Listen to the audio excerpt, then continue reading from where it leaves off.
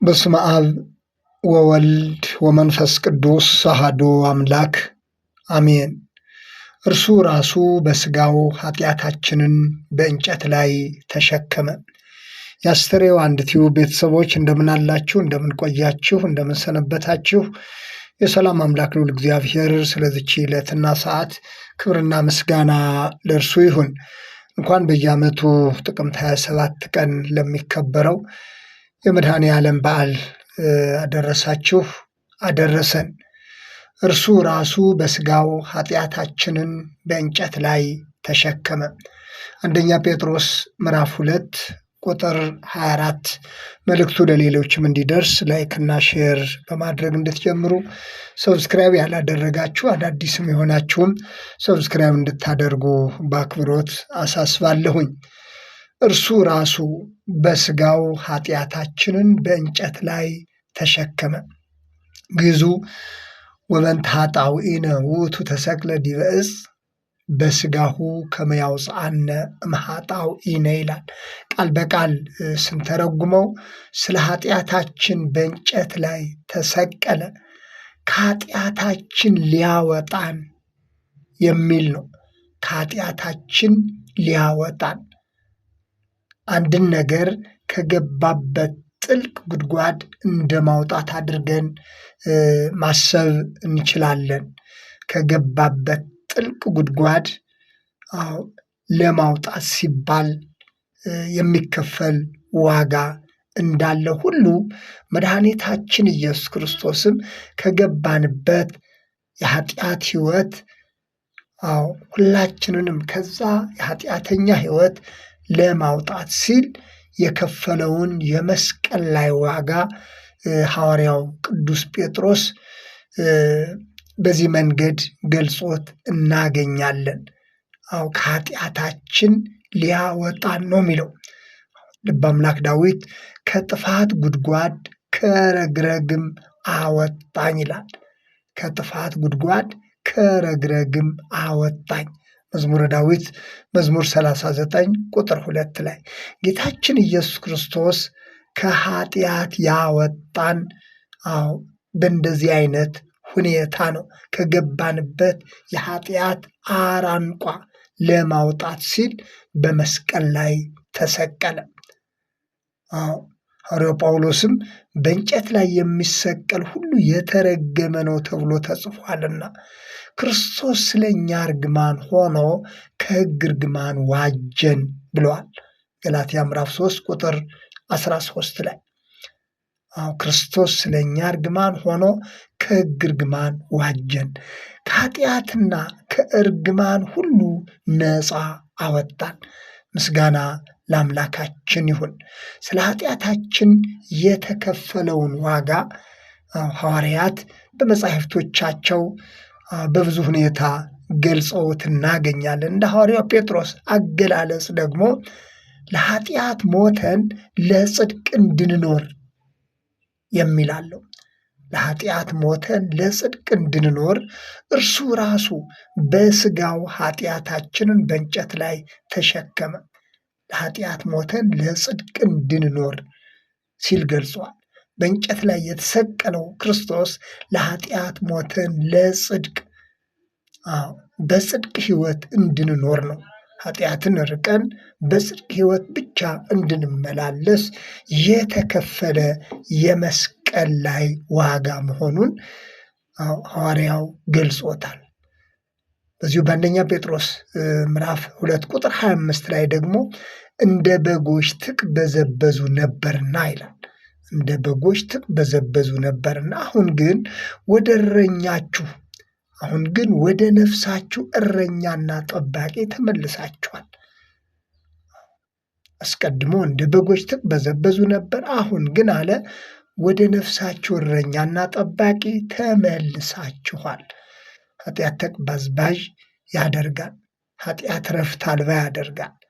ወደ ነፍሳችን እረኛና ጠባቂ በመመለሳችን ግን እረፍትና ሰላም ሆነልን።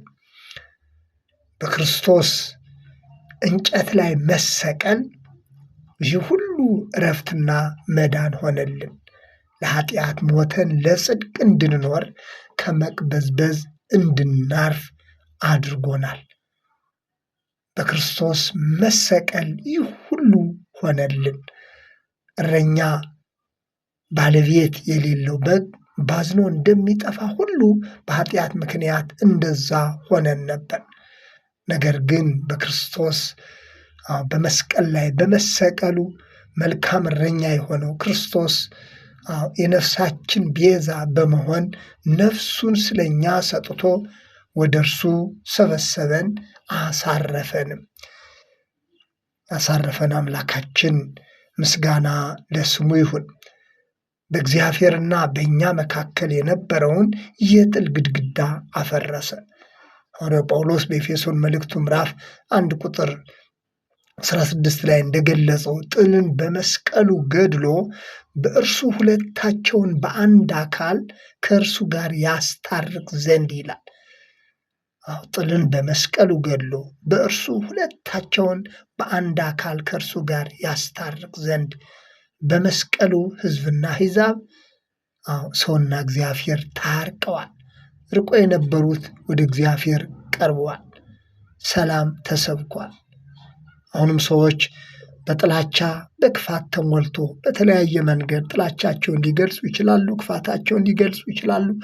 በዘመናችን እንዲሁ ስጋውያን ወይም ደግሞ በዓለም ያሉ ሰዎች ብቻ ሳይሆን በመስቀል ስም፣ በክርስትና ስም፣ በወንጌል ስም ሳይቀር የሚዘራው የጥልና የክፋት አይነት በተለያየ መንገድ እንግዲህ እንደምንሰማው ሰዎች ዛሬም ድረስ በብዙ ጥላቻ፣ በብዙ ክፋት፣ በብዙ የተለያየ ስጋ ፈቃድና ሐሳብ ተይዘው በስሙ ሳይቀር በመስቀል ስም ሳይቀር በወንጌል ስም ሳይቀር በክርስትና ስም ሳይቀር የውስጣቸውን ክፋትና ተንኮል የውስጣቸውን በቀል በተለያየ መንገድ የሚገልጹበት ሁኔታ ልናይ እንችላለን።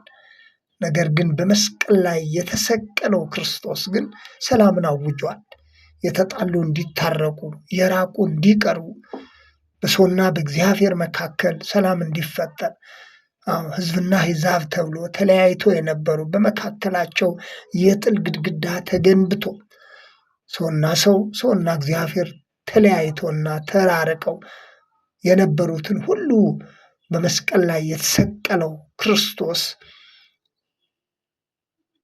የሰውን ኃጢአት በማስወገድ ሰውና እግዚአብሔር ሰውና ሰው እንዲቀራረቡ፣ እንዲታረቁ፣ ሰላም እንዲሰፍን አድርጓል።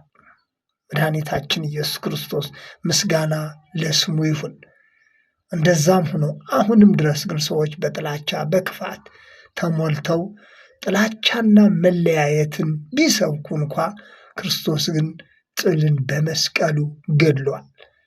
የጥልን ግድግዳ አፍርሶ እርቅና ሰላም አንድነትን አውጇል። ይህንን እውነት በሕይወታችን ማስቀደም የክርስቶስ ነኝ ክርስቲያን ነኝ ከምንል ከሁላችንም የሚጠበቅ መሰረታዊ ጉዳይ ኃላፊነትም መሆኑን ልንገነዘብ ያስፈልጋል። ሐዋርያት የተገለጸው ይህ ትምህርት በክርስቶስ የተከፈለው ይህ የመስቀል ዋጋ በደሙ ፈሳሽነት ለሰው ልጆች የተከፈለው ዋጋ በደሙ ፈሳሽነት በመስቀል ላይ የተከፈለው ዋጋ ጥልን በመስቀሉ በማስወገድ የከፈለውን ዋጋ እንዳንረሳ የመስቀሉን ነገርም ከንቱ እንዳናደርገው ዛሬ በየቀኑ በየጊዜው ስለ መስቀል ስናስብ ስለ ክርስትና ስናስብ ይልቁንም ደግሞ ዓመት ጠብቀን እንደዚሁ መድኃኒታችን ኢየሱስ ክርስቶስ የተሰቀለበትን እንግዲህ በየወሩም ሆነ በየዓመቱ በተለይ በቤተ ክርስቲያናችን 27 መድኃኔ ዓለም እያልን የምናስበው የዓለም መድኃኒት የሆነውን እርሱን ስናስብ የመስቀሉን ነገር ማሰባችን የግድ ነው። መድኃኔ ዓለም የሚለው የዓለም መድኃኒት የሚለው ስም ይህ መዳን የተገኘው በመስቀል ላይ በተከፈለ ዋጋ እንደሆነ ይታወቃል። ሐዋርያው ጴጥሮስ እንዳለው እርሱ ራሱ ነው የሚለው ራሱ በስጋው ኃጢአታችንን በእንጨት ላይ ተሸከመ። ለምን?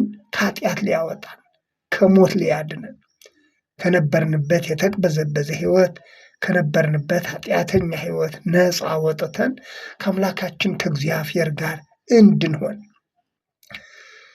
ስለዚህ በመስቀሉ የተገኘውን ይህንን መዳን በመስቀሉ የተገኘነውን ከገባንበት ኃጢአተኛ ሕይወት ነፃ የመውጣት መንፈሳዊ በረከት ይህንን መዳን ከንቱ እንዳናስቀረው ዛሬ በተለይ የመስቀሉ ነገር የክርስትና ነገር የመድኃኔ ዓለም ነገር የሚታሰበን ይህንን እውነት የምናስብ ሁላችንም በእውነት እንደምናየው እንደምንሰማው በዓለም እንዳለው እንደገና በኃጢአተኛ ሕይወት ተይዘን እንደገና በበቀል በጥላቻ ተይዘን የክርስቶስን መስቀል ከንቱ እንዳናደርገው ይህ ከመድኃኒታችን ከኢየሱስ ክርስቶስ የተገኘውን መንፈሳዊ በረከትና መዳን ከንቱ እንዳናደርገው መጠንቀቅ ይገባናል። እርሱ ነውር የሌለበት ነቀፋ የሌለበት ክርስቶስ ተሰቅሎ እኛንም ነውርና ነቀፋ የሌለን እንድንሆን አድርጎናል። ሐዋርያው በኤፌሶን መልእክቱ ምዕራፍ 1 ላይ እንደገለጸው ነውርና ነቀፋ የሌለን እንድንሆን እኛን ሳይቀር የእኛን ኃጢአት እርሱ በመስቀል ላይ ስለተሸከመ እኛም ነውርና ነቀፋ የሌለን የእግዚአብሔር ሕዝብ የእግዚአብሔር ልጆች እንድንባል እርሱ ክርስቶስ ራሱ በመስቀል ላይ ይህንን ሁሉ ዋጋ ይህንን ሁሉ መከራ ተቀብሏል። ይህንን ሁሉ ዋጋ ከፍሏል። ለዚህ የመድኃኔ ዓለም ነገር የማዳኑ ነገር የማዳኑ ጉዳይ የሚታሰበን ክርስቲያኖች ሁሉ የክርስቶስን ነገር መስቀል ልናስብ ክርስቶስ የተቀበለውን መከራ ልናሰላስል እኛም ደግሞ ይህንን በእርሱ የተገኘውን መዳንና በእርሱ የተገኘውን ሰላም እንድናውጅ ተጠርተናል። ስለዚህ በየወሩም ሆነ በየዓመቱ በየዕለቱም እንደ ክርስቲያን የመስቀሉን ነገር ዕለት ዕለት በውስጣችን ስናስብ የተከፈለውን መከራና የተከፈለውን ስቃይ እያሰብን የመስቀሉ ነገር ደግሞ ከንቱ እንዳይሆን ለጽድቅ ልንኖር እንደተጠራን በጽድቅ ሕይወት እንድንኖር ለጽድቅ እንደተጠራን ከቃሉ እንደሰማነው ከኃጢአት ወጥተን በጽድቅ ሕይወት ብቻ እንድንመላለስ ተጠርተናልና በዚህ እውነት ጸንተን እንድንኖር አምላካችን እግዚአብሔር ሁላችንንም ይርዳን።